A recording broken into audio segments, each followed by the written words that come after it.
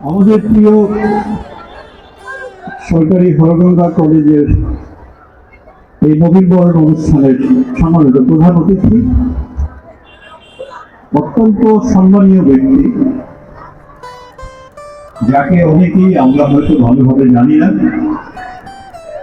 তিনি আমাদের অত্যন্ত শ্রদ্ধেয় প্রিন্সিপাল প্রফেসর আবুল কাশেম। তিনি আমাদের মাঝে এখানে প্রধান অতিথি হিসেবে উপস্থিত আছেন।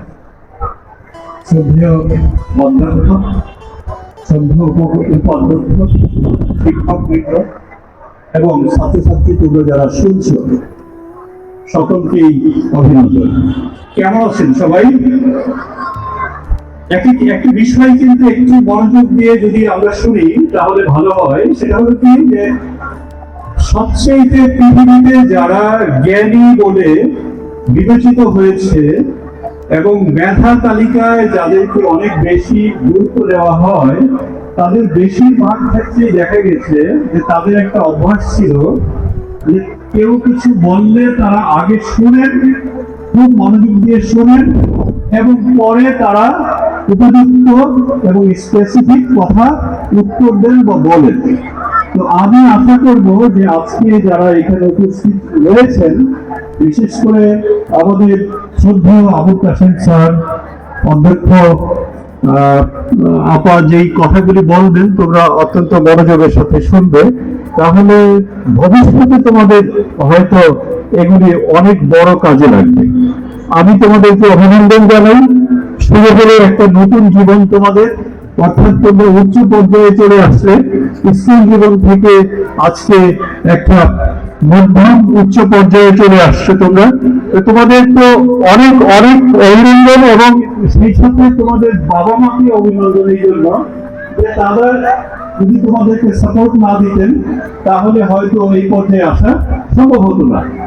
একটা বিষয় গুরুত্ব সহকারে চিন্তা করতে হয়, সেটা হলো কি, সেটা হলো যে আমাদের দেশে তোমরা জানো না যে আমাদের দেশের, এটা আমার কথা না, প্রথম আলোর একটা সমীক্ষা করেছিল আমাদের সহযোগিতায়। সেই সমীক্ষায় দেখা গেল যে টিন এজ, অর্থাৎ 13 থেকে 19 পর্যন্ত টিন এজ, এই এদের এবং 30 পর্যন্ত যদি আমি ধরি, তাহলে সবাইকে যদি তরুণ ধরি, তাহলে তরুণ বিবেচনায় বাংলাদেশের 52% তরুণ।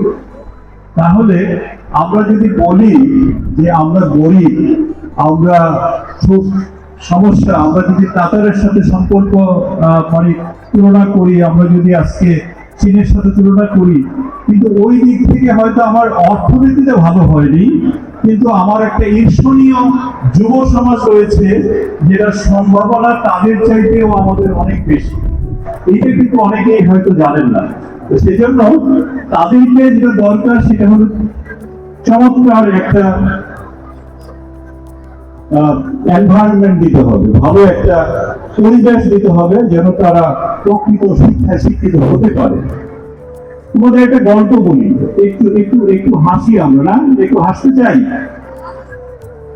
একটা ছেলে ঘাড় বাঁকা হয়ে গেল, অনেক ঘাড় বাঁকা হয়ে একটা ডাক্তারের কাছে গেল। তো ডাক্তার তাকে ঘাড় বাঁকা হওয়ার জন্য কিছু এক্সারসাইজ দিল এবং সে তাকে কিছু মেডিসিন দিয়ে চলে গেল। আবার আসলে কিছুদিন পরে তো দেখলো যে তার এটা আসলে খুব ভালো হচ্ছে না, আগের চাইতে আরো খারাপ অবস্থা। তখন ডাক্তার আবার ঔষধ চেঞ্জ করে দিল।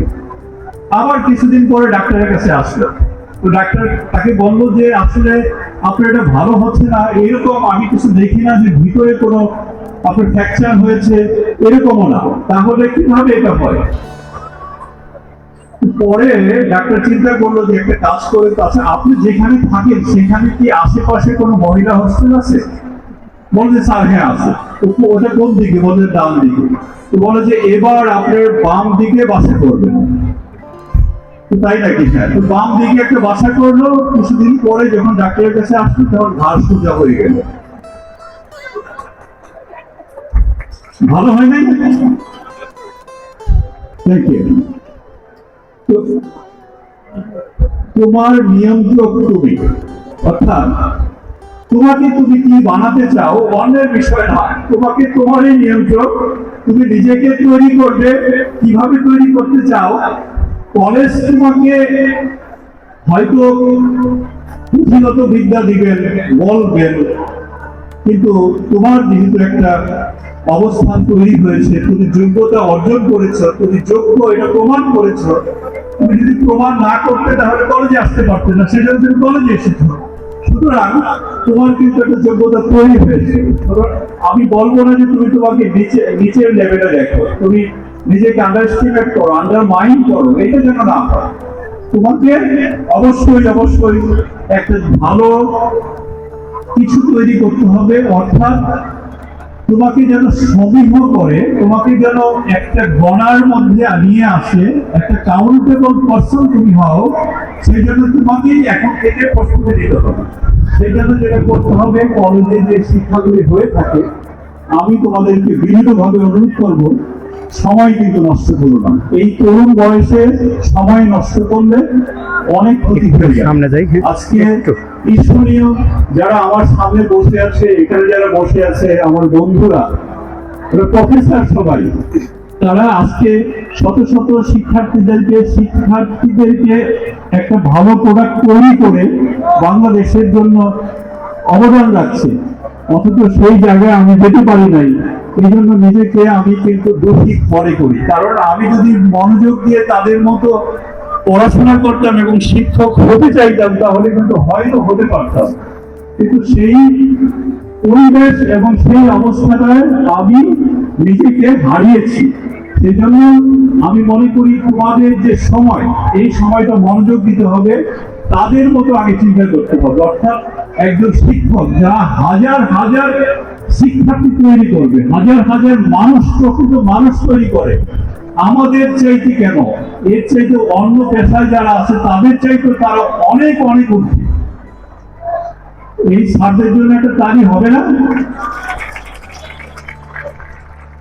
তারা অত্যন্ত সম্মানিত ব্যক্তি, এতে কোনো সন্দেহ নেই। তোমাদের গোল ঠিক করতে হবে, তোমরা কি হতে চাও, গোল ঠিক করে ফেলতে হবে, ডিসিপ্লিন মানতে হবে। গোল মানে এটা না, গোল মানে বল না, গোল মানে হলো টার্গেট, যে তুমি কি হতে চাও এখনই ঠিক করার সময়। সেজন্য সেইভাবেই নিজেকে তৈরি করতে হবে।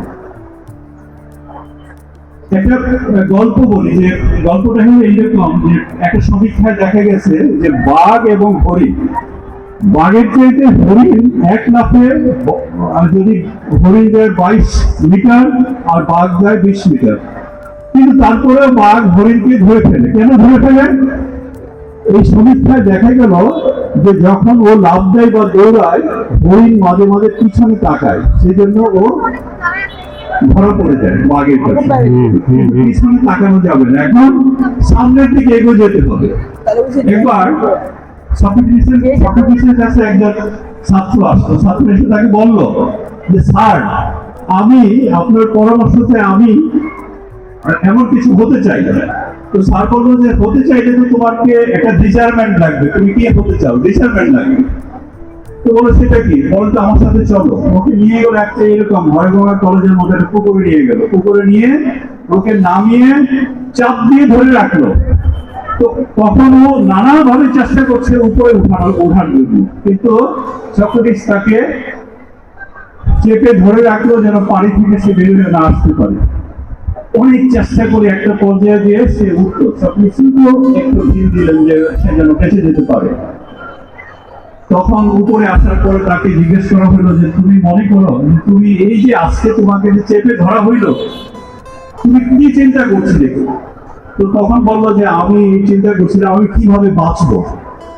তুমি কি তোমার মায়ের কথা চিন্তা করেছো? বলে যে না। বাবার কথা চিন্তা করেছো? না। দেশের কথা চিন্তা করেছো? না। তুমি কি তোমার গার্লফ্রেন্ডের কথা চিন্তা করেছো? না। তাহলে কি চিন্তা করেছো? বলে যে আমি বাঁচতে চেয়েছি, আমি শুধু বাঁচতে চেয়েছি, একটাই চিন্তা। তাহলে তোমার গোলটাও একটাই ঠিক করতে হবে, তাহলে তুমি সফল হতে পারবে। এইটাই হলো আসলে আমাদেরকে শিখাইতে হবে, এগুলি ভালোভাবে আমাদের অর্জন করতে হবে। আজকে আমি অনেক বেশি কথা বলবো না, ডিসিপ্লিনটা সবচেয়ে বড় ইস্যু। এই ডিসিপ্লিনটা আমাদেরকে মানতে হবে। এই কলেজটা তোমাদের, এই কলেজের একটা ঐতিহ্য আছে। পূর্বের যারা আজকে অনেক বড় বড় জায়গায় কনিষ্ঠ অনেকেই চলে গিয়েছেন। স্যারদের আজকে যে ডিজায়ারমেন্ট, সেই ডিজায়ারমেন্টটা হলো তোমাদের কাছ থেকে পাওয়া। এই শ্রদ্ধা এবং ডিসিপ্লিনটা যদি আমরা করে যাই তাহলে এই কলেজটা ভালো থাকবে। তো আমি একটি চলে যাওয়ার আগে আমি ছোট্ট একটা ঘোষণা দিতে চাই। আমি এটা আমার দায়িত্ব মনে করি। সেটা হলো যে আমি স্যারের মতো হয়তো পারবো না, আমি একটা বৃত্তি চালু করতে চাই।